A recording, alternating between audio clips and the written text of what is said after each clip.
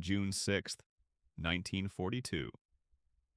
In the vast cold waters 300 kilometers northeast of Midway Atoll, the sky was a shroud of smoke, the sea a graveyard of steel.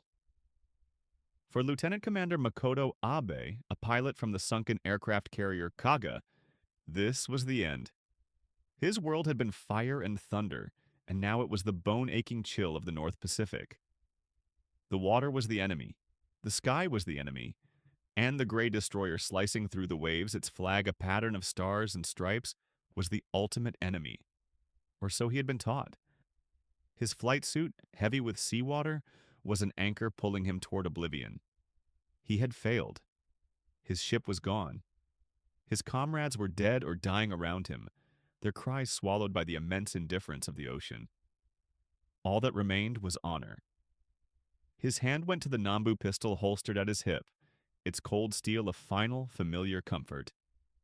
This was the path. The only path. Death before dishonor.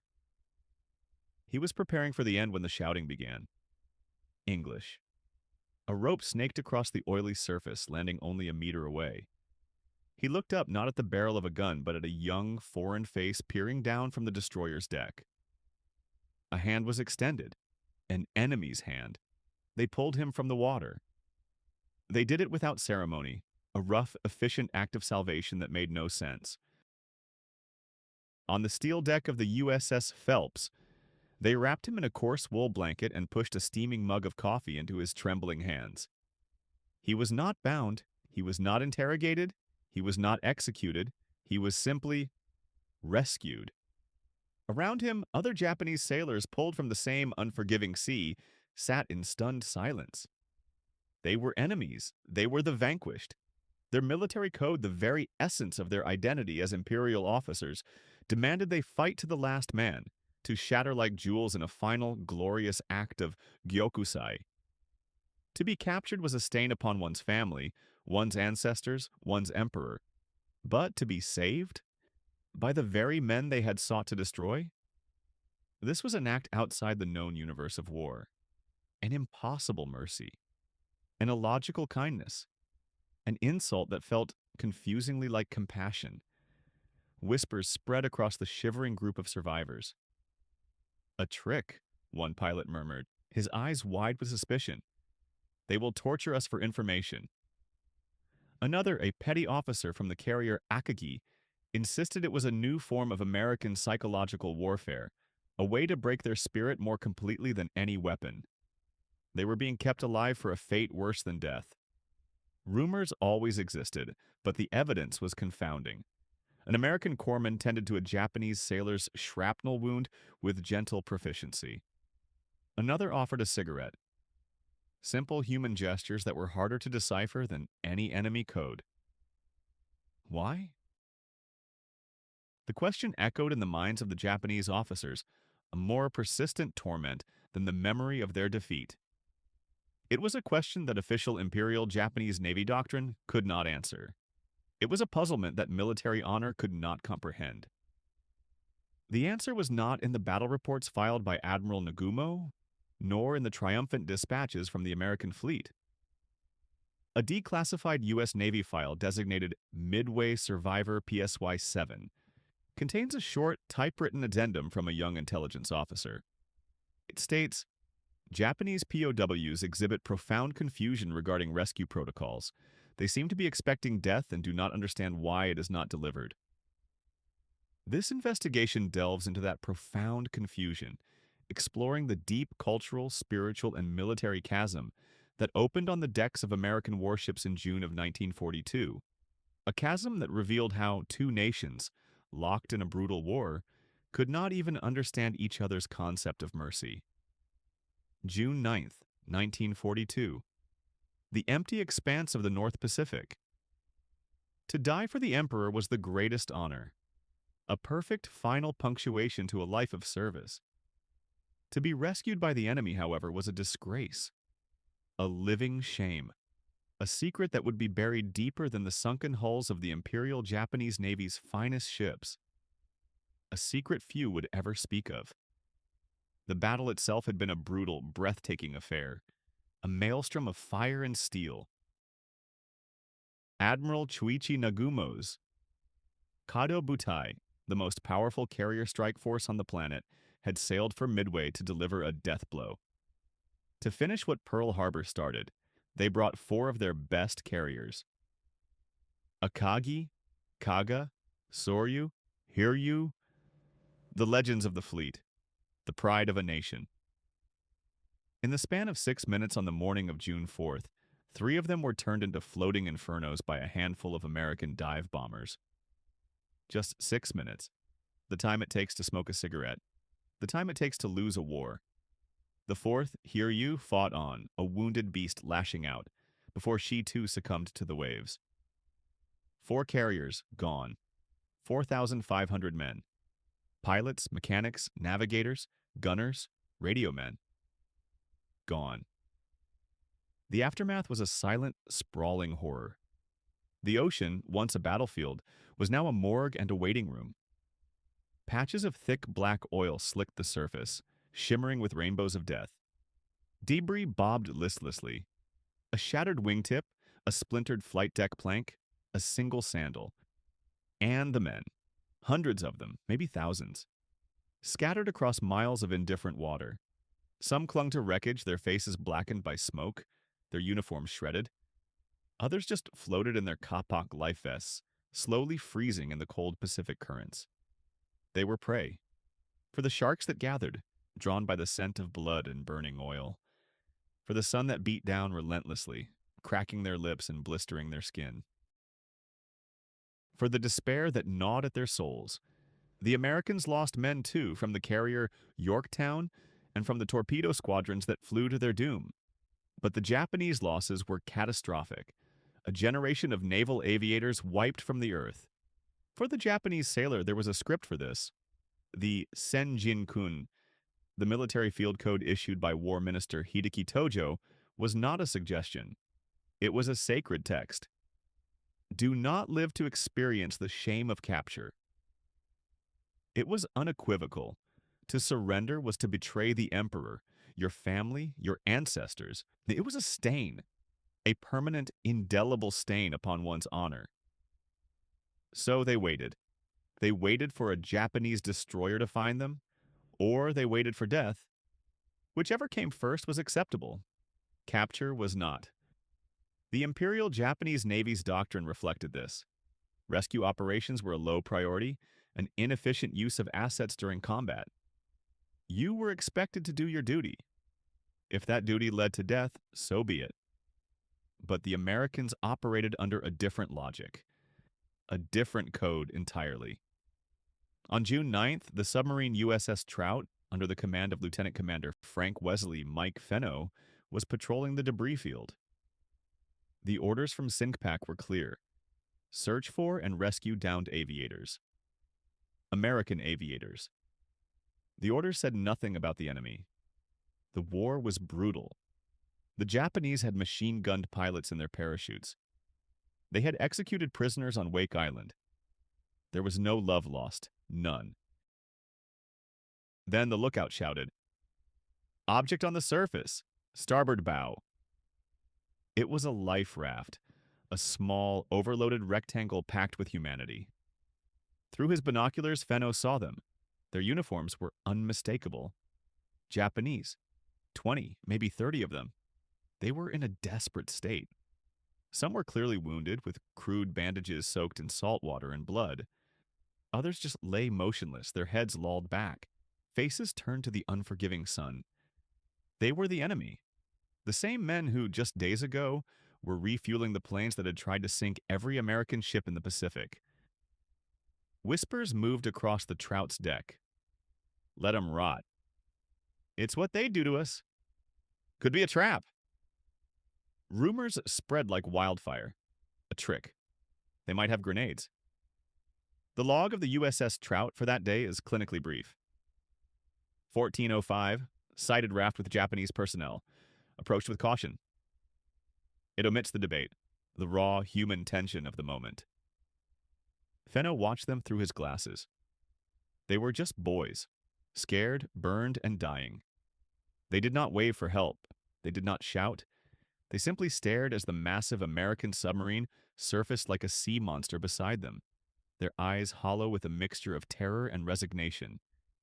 They were expecting death, a burst from a machine gun, the final violent end. That is not what happened. Instead, American sailors appeared on the deck. They threw lines. "Grab on!" they shouted. The Japanese sailors just stared, uncomprehending. Or perhaps comprehending all too well the shame that was being offered to them. A few, delirious from thirst and their wounds, weakly reached for the ropes. American hands pulled them aboard the steel deck of the submarine, the deck of their enemy. One was a young mechanic's mate from the Hiryu. His name, the Americans would later learn, was Kinsuke Ohara. He was 19. His face was a horrifying mask of flashburns, his hands raw and useless. As an American corpsman helped him, Kinsuke began to weep, not from pain, but from something far deeper.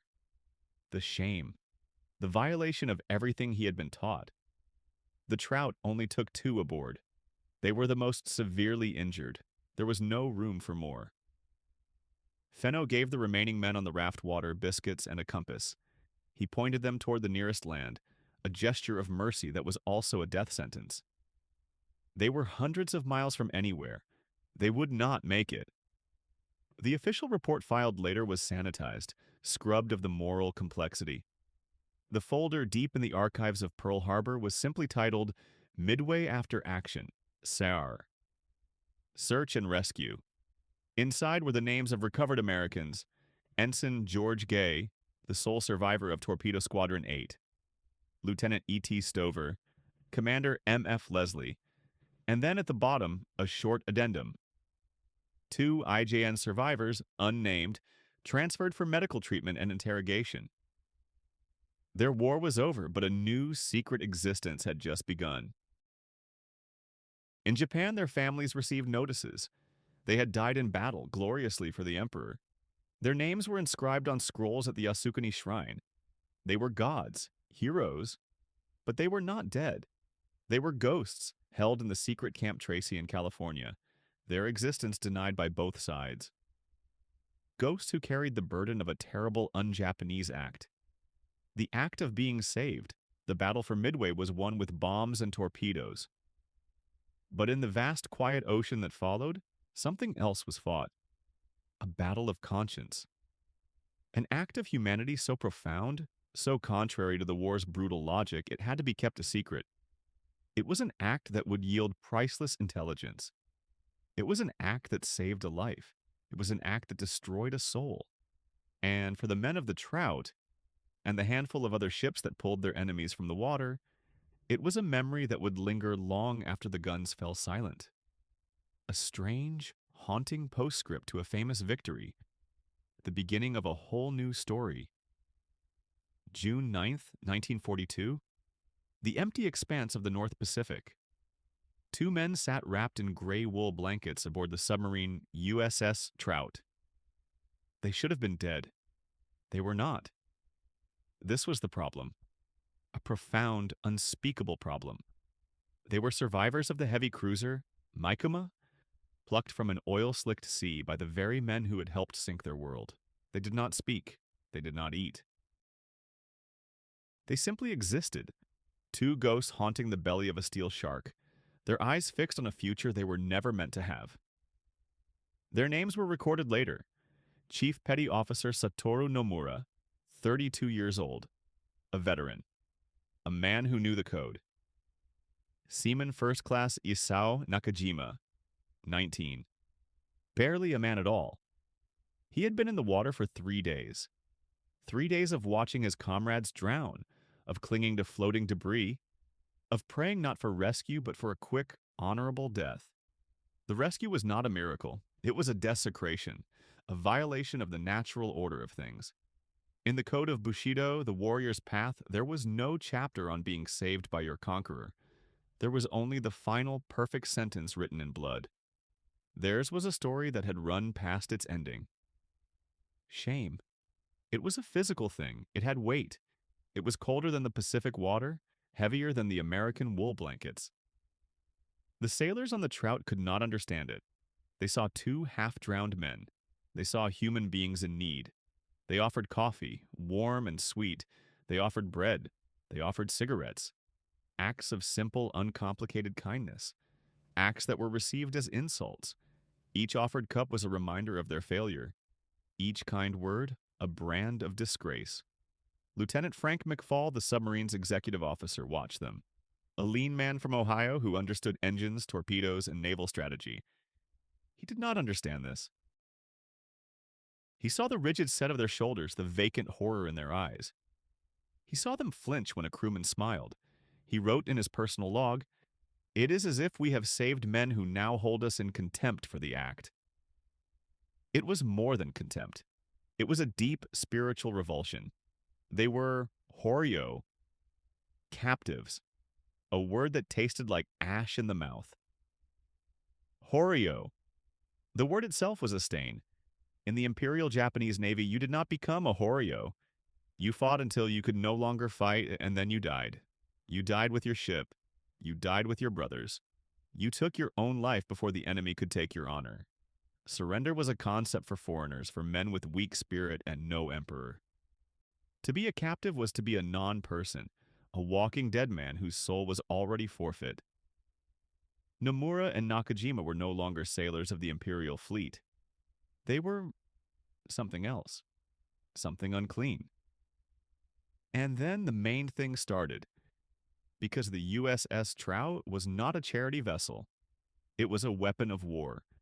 And these two men, these two ghosts, were not just survivors, they were an intelligence windfall, a potential treasure trove of information about fleet movements, ship capabilities, radio codes. The humanitarian impulse that had pulled them from the water now collided with the cold, hard calculus of warfare.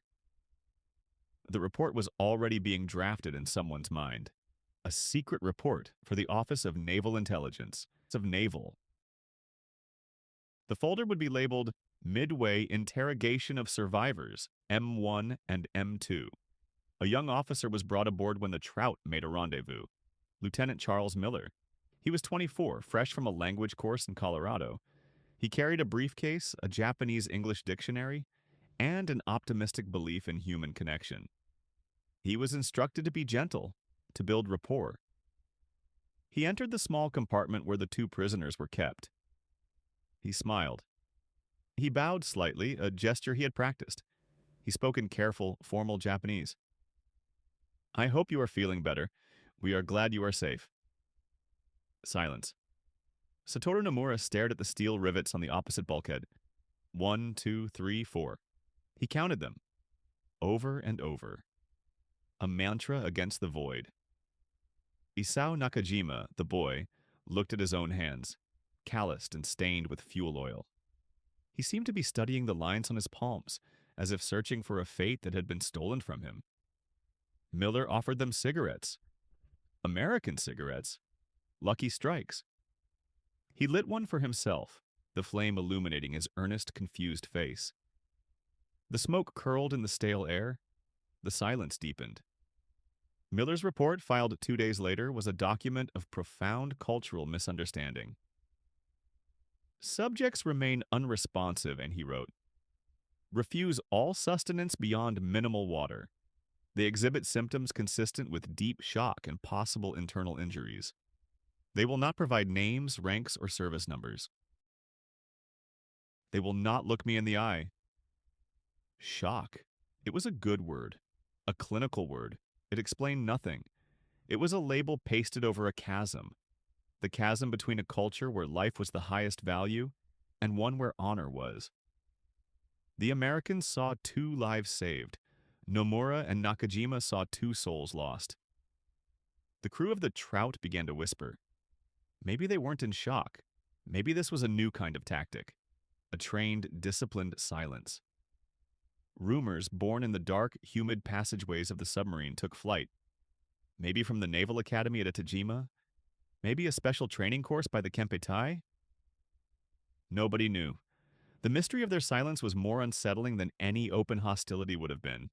It was alien, inhuman. Late one night, a mess cook left a tray of food outside their compartment. Rice, fish, a piece of fruit, a gesture of stubborn humanity.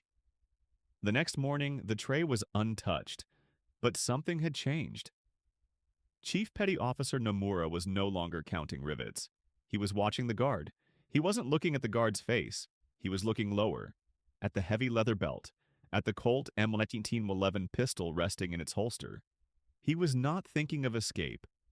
He was not thinking of attacking his captors. He was thinking of a debt to the Emperor, a debt to the thousands of his comrades now resting in the cold darkness below, a debt that could not be paid with silence. It required a final, sharp report. And he was counting the steps it would take to find it. 1, 2. June 10th, 1942. The Pacific Ocean, Grid Sector 7 Baker. Humanitarianism is a luxury. In 1942, it was also a weapon. The battle was over, but the war for information had just begun. A new command echoed from Pearl Harbor, from CINCPAC himself. Find them. Find everyone. A vast, intricate net was cast upon the water. They were fishing for men. The sky was a canvas of endless blue, scarred only by the lonely silhouettes of PBY Catalinas. They flew low, their twin engines a monotonous drone against the whisper of the wind and the sea. Their orders were simple: search, report. They flew in patterns, a grim geometry laid over the chaos of the waves. Grid by grid, sector by sector, a search for needles in an infinite haystack. Down below, the destroyers carved white wakes in the dark water, a gray wall of steel and purpose.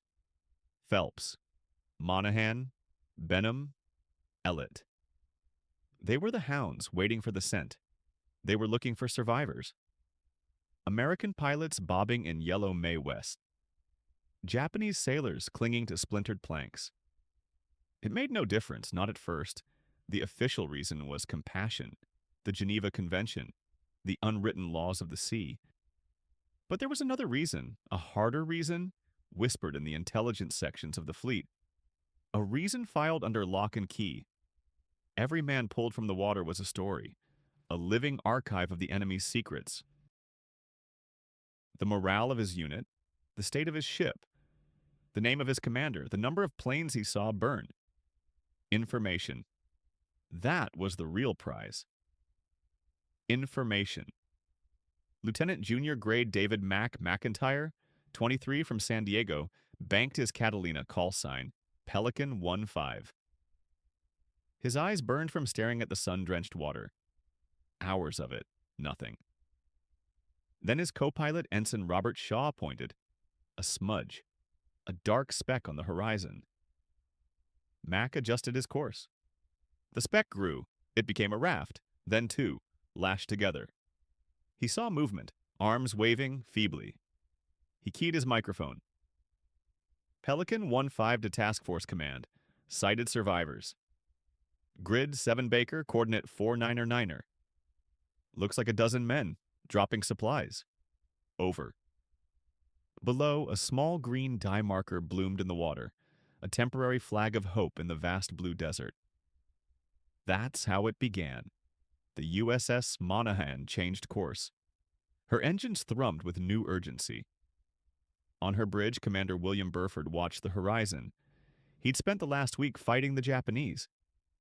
Now he was racing to save them. Or Americans. He didn't know yet. It didn't matter. The process was the same. The rescue was the mission. The interrogation would come later. That was someone else's job. Someone from ONI.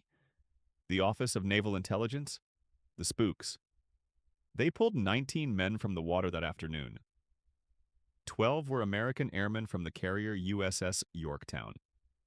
They were weak, sunburnt, delirious, but alive. They were taken to the sickbay, given water, treated by the ship's doctor. The other 7 were Japanese, sailors from the sunken heavy cruiser, Mikuma. They were in worse shape. Covered in oil, their bodies burned, their eyes hollow with a shame deeper than any physical wound. They were separated immediately, placed under armed guard in a converted storage compartment. They huddled together, silent, waiting for death. They had been taught the Americans were barbarians. That capture meant torture, then execution. They waited. And then the main thing started. He did not look like a barbarian. Lieutenant Commander Michael Rourke was a tall, thin man with tired eyes and a patient smile. He wore standard khakis, no insignia of rank visible. He carried no weapon. He entered the compartment not with a squad of Marines, but with a corpsman carrying medical supplies and two stewards carrying a pot of hot coffee and a tray of cigarettes. Rourke was an intelligence officer, a specialist. His file at Pearl was thick. It said he was a linguist. It said he had spent 3 years in Tokyo before the war. It didn't say that he understood the Japanese mind better than most men understood their own. He understood duty. He understood honor. And he understood shame. He didn't ask about ships. He didn't ask about codes.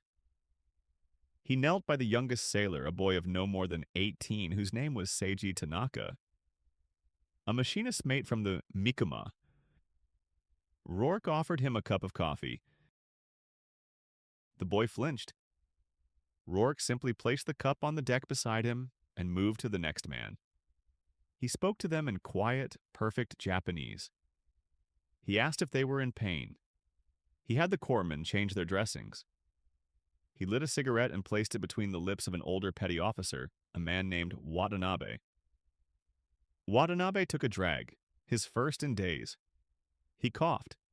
Then he looked at Rourke, a flicker of confusion in his eyes. This was not the script he had been taught. The folder was called Project Goldfish. It was Rourke's unofficial name for the Midway intelligence operation. Each survivor was a potential nugget of gold. The process was slow. It was not about breaking a man, it was about allowing him to talk. Rourke's report, filed June 14, 1942, stated the breakthrough. It came from Watanabe, not in a formal interrogation. It came late at night, over a third cup of coffee. Rourke had been talking about his own home in Oregon, the trees, the rain. Watanabe, his voice a dry rasp, began to speak of his own home in Nagasaki. He spoke of his wife, his son, and then he spoke of the carriers. He spoke of the shock, the disbelief. He confirmed what the codebreakers had suspected. Akagi, Kaga, Soryu, Hiryu, all of them, gone. He described the panic, the flawed damage control, the shortage of trained fire crews. He didn't think he was betraying his country.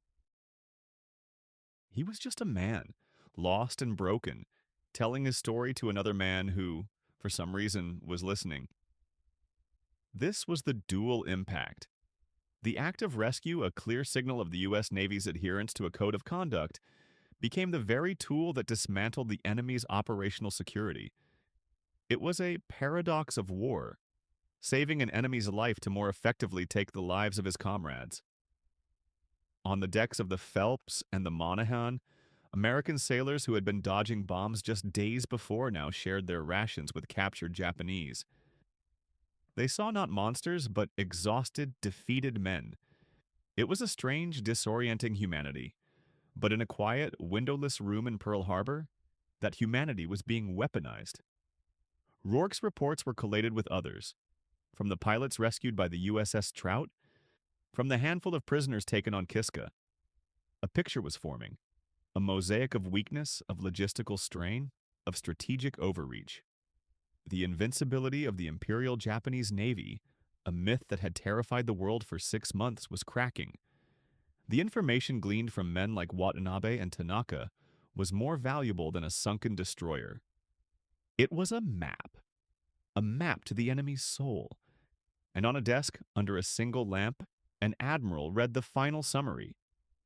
He drew a red circle on a chart of the South Pacific, around an island chain no one had heard of. The Solomons, June 19, 1942, somewhere east of the international dateline. The USS Ballard, a relic from a forgotten war, sliced through the gray Pacific swell. On its deck, 35 ghosts huddled in blankets. They were not American. They were not dead. This was the problem.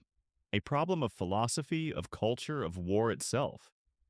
They were the crew of the Imperial Japanese Navy aircraft carrier Hiryu. and they were utterly, profoundly lost. They had been in the water for days, clinging to debris, to hope, to the last vestiges of the empire. They had watched their ship, the last of the Kido Butai's great carriers, burn and sink. They had prepared for an honorable death, a final, clean exit. Instead, they got the Ballard. They got ropes thrown over the side. They got strong American hands pulling them from the freezing water. They got hot coffee, bitter and black, in thick ceramic mugs. The coffee was a greater shock than the bombs that sank their ship. It was an act of incomprehensible kindness, an act of insult. An ensign, a young man named Okura Shinji, 21 years old, refused to drink. He stared at the steaming mug as if it were poison. He had been taught his whole life that the Americans were beasts, barbarians, lacking in spirit, in honor, in discipline. But beasts do not offer coffee to their vanquished foes. Barbarians do not wrap their enemies in warm, dry wool. This simple gesture shattered his universe.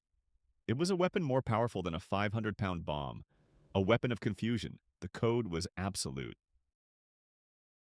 Hagakure, the Book of the Samurai, was not just a book. It was a manual for living and for dying.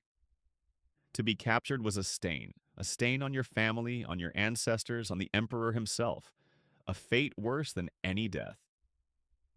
The pilots who flew into the American ships knew this. The sailors who went down with their vessels knew this. The 35 men on the deck of the Ballard knew this. They were supposed to be ash and memory. Instead, they were cargo. Human cargo. A report, later filed under seal by a naval intelligence officer, tried to explain it. The file was designated Midway Survivor Psych 04. It read, "The subjects exhibit a state of profound apathy, bordering on catatonia. They respond to direct questions but offer no spontaneous information. The prevailing emotion is not fear or anger, but deep, unshakable shame. They believe they have failed, not by losing the battle, but by surviving it." Shame. It was a word that appeared again and again, a thick, suffocating blanket far heavier than the American wool.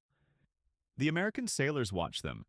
They were farm boys from Iowa, factory workers from Detroit, fishermen from Gloucester. Smith, Jones, Kowalski, DeLuca. They saw men. Cold, exhausted, defeated men. They did not see the embodiment of an ancient warrior code. They did not understand the intricate web of honor and duty that had just been torn to shreds. They just saw guys who needed help, so they helped. It was that simple and that complicated. So very, very complicated. The Battle of Midway was over. 4 Japanese carriers were gone. Akagi, Kaga, Soryu, Hiryu. Their names, once spoken with awe, were now whispered as a litany of disaster. But the sinking of the ships was only the first part of the defeat. The second part began on the decks of destroyers like the Monaghan and seaplane tenders like the Ballard. It was the defeat of an idea, the idea of merciless, total war. The Japanese expectation was annihilation. They would kill every American they could. They expected the same in return. No quarter asked, none given. It was the warrior's way. The American practice of pulling their enemies from the water was more than just humanitarian. It was a psychological masterstroke. An unintentional one, perhaps, but a masterstroke nonetheless. It said, "We are not the monsters you believe we are." It said, "Your code does not apply here." It said, "Your leaders have lied to you." This was the new front, a front that opened up in the minds of the rescued. The morale of the victors soared. They had not only faced the best the Empire could throw at them and won, they had done so without losing their humanity. Stories of the rescues rippled through the Pacific Fleet. They were not official reports. They were scuttlebutt. Rumors whispered over a poker game, a shared cigarette on the fantail. "Did you hear? The Trout picked up a couple of guys from the Mikuma. The Ballard got a whole mess of them from the Hiryu." It created a narrative, a powerful one. We are the good guys. For the Japanese high command, it was a nightmare. The thought of trained, experienced naval personnel falling into enemy hands was terrifying, not just for the intelligence they might give up, but for the stories they would tell if they ever returned. Stories of defeat, stories of survival, stories of American mercy. Such stories were poison. They could corrode the fighting spirit of the nation from within. The entire edifice of the war was built on the foundation of glorious death. Prisoners of war were cracks in that foundation, cracks that could bring the whole thing down. The strategic shift was undeniable. The Imperial Navy would never again hold the same dominance in the Pacific. The initiative had passed to the Americans, but something else had shifted too. The certainty was gone. On both sides. The Americans now knew they could beat the unbeatable. And the Japanese now had a seed of doubt, a tiny, insidious question mark placed after every proclamation of imperial invincibility. It was the question mark that floated in the minds of the 35 men from the Hiryu, men who should have been dead, but were instead sailing toward a place called Pearl Harbor, a place they had once attacked in triumph, now to be their prison. The war was not a simple matter of steel against steel anymore. It was now a battle of narratives, of ideologies, of the very meaning of victory and defeat. The puzzlement of a few dozen Japanese officers on an American ship was a symptom of a much larger disease, the disease of reality. And the reality was that the war had changed forever. The aftermath of Midway was not just smoking hulks on the bottom of the ocean. It was the bewildered faces of rescued men, staring at a future they were never meant to have. A future that had just begun. And nobody, not in Tokyo, not in Washington, knew where it would lead. What is the greater mystery? A navy of steel and pride sent to the bottom of the Pacific? Or a single act of humanity that defies the very logic of war? For Lieutenant Commander Makoto Abe, bobbing in the freezing, oil-slicked water, the end had come. His world, the mighty carrier Kaga, was a funeral pyre on the horizon. His code demanded death, an honorable end swallowed by the sea that had been his battlefield. Instead, he saw the impossible, the shadow of an American Catalina. He felt the impossible, the grip of an enemy hand pulling him from his grave. This same confusion was etched on the faces of the survivors of the cruiser Mikumao. They were plucked from the waves not by their own, but by the crews of the Monahan and the Ballard, the very destroyers and tenders of the fleet that had just annihilated theirs. They were offered cigarettes. They were given dry clothes. They were treated not as trophies of war, but as shipwrecked sailors. In their minds, trained for a glorious death in the name of the emperor, this act was a profound and terrifying violation. A kindness more disorienting than any violence. It was a secret weapon they had never encountered. Mercy. The archives tell a story of tonnage and tactics, of sorties flown and torpedoes launched. The lines are clean. The numbers are absolute. But the truth of that day in June of 1942 was not in the official reports. It was in the space between the lines, between the roar of Pelican 1-5's engines and the silent prayer of a man in the water, between the order to search for friendlies and David McIntyre's decision to rescue an enemy. War has a script. This was an improvisation, a tear in the fabric of ordained hatred. It was a moment when the uniform became just a wet cloth, when the flag became just a distant symbol, when two men, from two worlds built to destroy each other, were reduced to the simplest equation, one drowning, one with a rope. They expected a final, honorable oblivion. They received the shocking warmth of a wool blanket. They expected the cold steel of a bayonet. They received the startling comfort of hot coffee. They expected to be interrogated as prisoners, their Bushido code tested by brutality. They were instead asked if they were injured, an act not of strategy, an act of humanity, a gesture not for propaganda. A gesture for the soul. It was a quiet rebellion. A rebellion against the mandate to hate. A rebellion against the totality of war itself. It was the recognition of a shared vulnerability that transcended emperor and president, a shared mortality that mocked the grand designs of admirals and generals.